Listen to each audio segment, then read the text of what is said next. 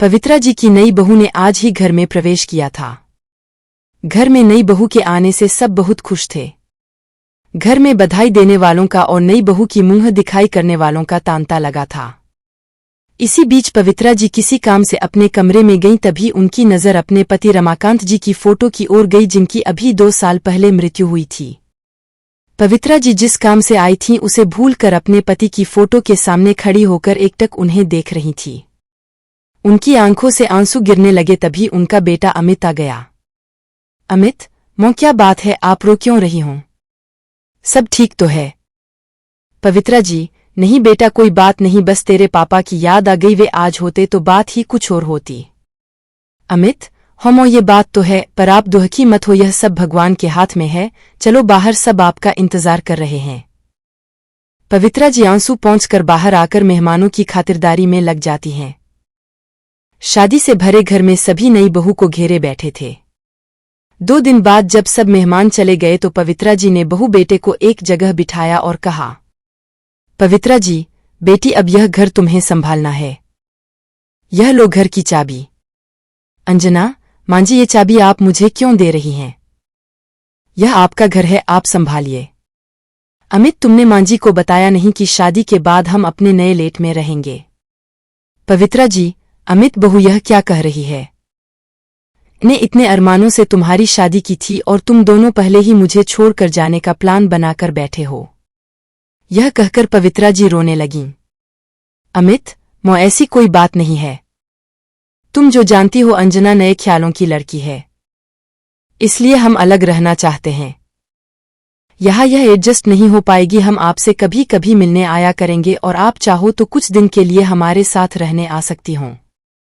यह सुनकर पवित्रा जी को बहुत झटका लगा, उनके पति का स्वर्गवास हो चुका था।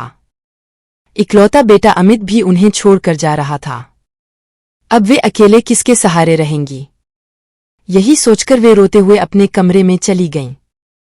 2 दिन बाद अमित और अंजना अपने नए घर में चले गए।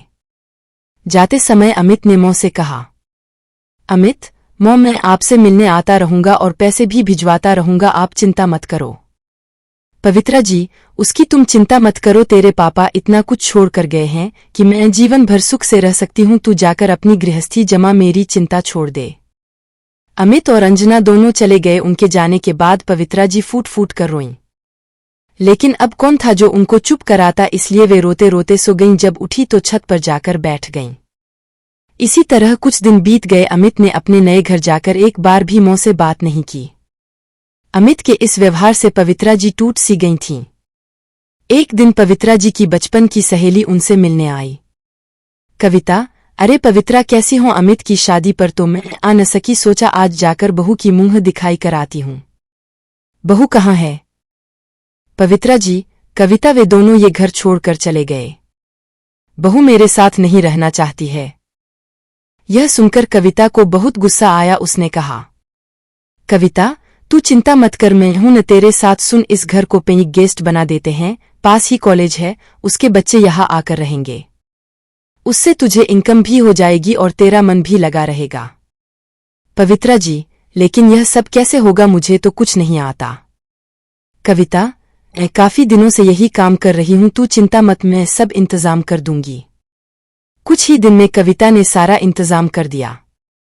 कॉलेज के बच्चे पेइंग गेस्ट की तरह वहां रहने लगे। पवित्रा जी उनसे बातें करती रहती थीं, उनका अपने बच्चों की तरह ख्याल रखती। इस सब में समय कब निकल जाता था पता ही नहीं चलता था। पवित्रा जी इस सब से इतनी खुश रहने लगी कि उन्हें अब अमित और अंजना की याद भी नहीं आती थी। बच्चे भी उन्हें बहुत मानते थे।